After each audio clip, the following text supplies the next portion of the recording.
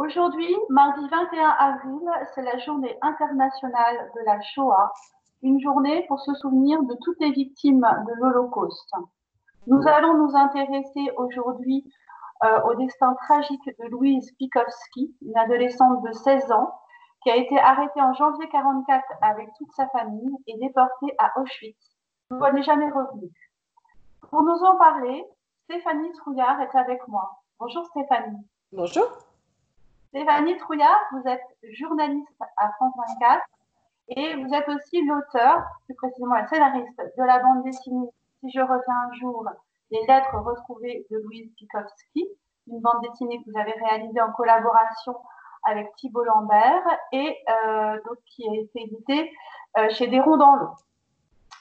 Donc cette bande dessinée, elle est dans les cartons de mon libraire, et qui devait donc me la livrer au moment où le confinement a été mis en place. Donc, je ne l'ai pas lu, les lecteurs de la médiathèque des Vosges ne l'ont pas lu non plus. Est-ce que vous pouvez de ce fait nous la montrer et nous la raconter? Alors la voici, c'est vrai que bon, c'est tombé, la sortie est mal tombée finalement. La BD a été publiée le 11 mars, soit quelques jours avant la date du confinement. Donc actuellement, elle est confinée, voilà, elle attend les lecteurs en librairie et bientôt dans les médiathèques. Donc c'est une bande dessinée qui raconte l'histoire d'une jeune fille qui s'appelait Louise Pikowski et qui habitait à Boulogne-Billancourt pendant la Seconde Guerre mondiale et qui était élève au lycée Jean de La Fontaine, qui se situe dans le 16e arrondissement à Paris.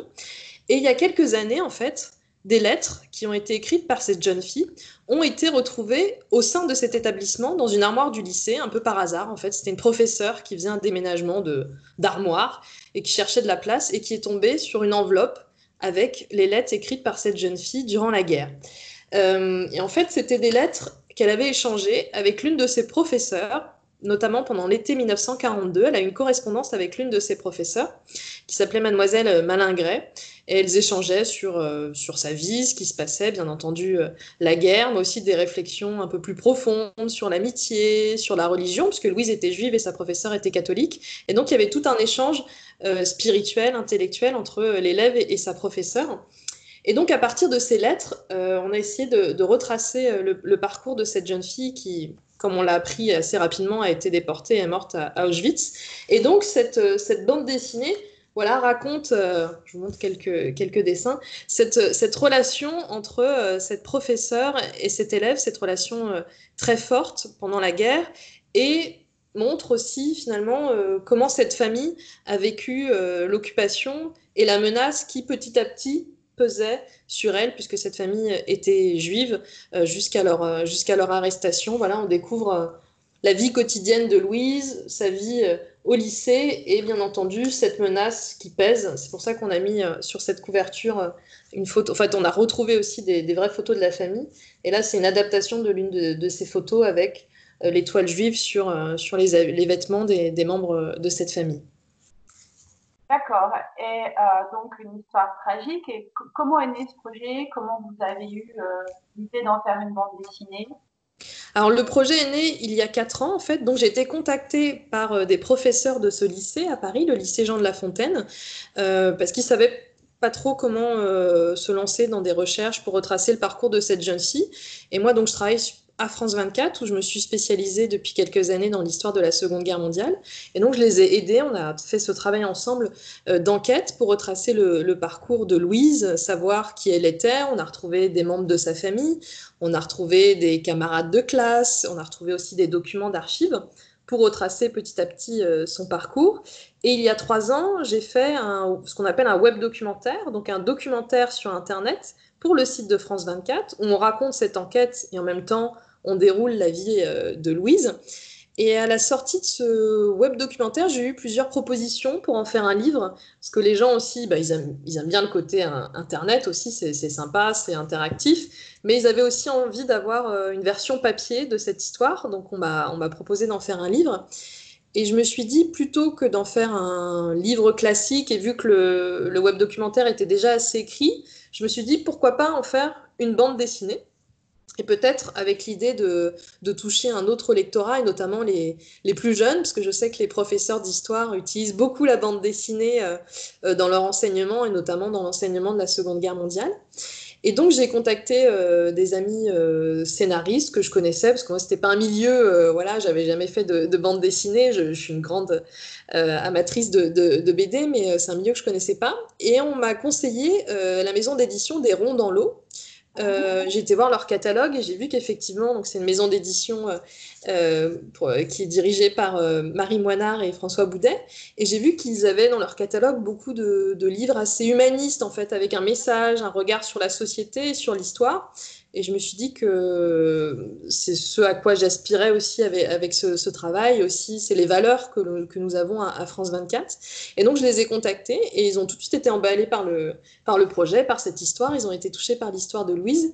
Et je leur ai dit un petit peu que je voulais un dessin assez simple, assez coloré, assez vivant, qui soit accessible notamment aux plus jeunes. Je voulais pas... J'avais regardé pas mal de BD sur la Shoah. J'avais vu des choses assez sombres, assez en noir et blanc, assez dures. Et je voulais pas du tout quelque chose dans ce genre-là. Je voulais justement que des jeunes, des collégiens notamment, ou même en primaire, en CM2, puissent lire cette bande dessinée. Et donc j'ai regardé un petit peu dans leurs dessinateurs et j'ai vu le travail de Thibault Lambert, qui est un dessinateur belge, et ils m'ont mis en relation avec lui et c'est comme ça qu'on a créé ensemble, voilà, ce travail d'équipe, qu'on a créé ensemble cette bande dessinée. Et c'était très intéressant parce que c'était une autre étape dans ce projet sur Louis Spikowski. Là, on redonnait quelque part vie à cette famille en dessin, donc c'était une autre manière de présenter cette histoire. Et je suis contente parce que là, bon, il y a quand même quelques personnes qui ont pu voir la bande dessinée, qui ont pu l'acheter avant le confinement. Et j'ai déjà des retours, notamment d'élèves de 4e, 3e, même de CM2 qui ont lu cette bande dessinée et qui m'ont dit qu'ils avaient aimé l'histoire et peut-être parce qu'ils s'identifient aussi comme ça à travers l'histoire de Louise à quelqu'un de leur âge qui a vécu cette période de la Seconde Guerre mondiale. Je crois que vous êtes amené à intervenir d'ailleurs dans les écoles, les collèges, les lycées avec cette BD, non? Oui, mais j'interviens régulièrement. Et il y a peu, j'étais dans un collège près de chez vous, à Gravigny. Le collège voilà, de Gravigny, c'était vraiment début mars en fait, et je venais juste de recevoir la BD. Et donc j'ai présenté aux élèves de 3e du collège de Gravigny la bande dessinée. Et donc c'est toujours des moments très intéressants parce que les élèves ont des questions assez directes, je trouve, des questions qu'on ne se pose pas forcément en fait. Et j'aime bien comme ça aller à la rencontre des plus jeunes et voilà, leur proposer voilà, de rentrer par ce biais dans cette histoire de la Seconde Guerre mondiale à travers l'exemple de cette jeune fille. Stéphanie, est-ce que vous pourriez nous lire un extrait d'une des lettres de Louise? Oui, bah, je vais vous lire l'extrait qui, moi, me touche le plus, en fait, dans les lettres de Louise. Donc, je vous disais que on retrouve en dessin l'histoire de Louise dans cette bande dessinée. Et à la fin, en fait, on a fait un dossier pédagogique dans l'idée aussi que ça puisse être utilisé par les enseignants. Et on a mis en fac-similé les fameuses lettres de Louis Spikowski. Et donc, on les retrouve toutes à la fin du livre.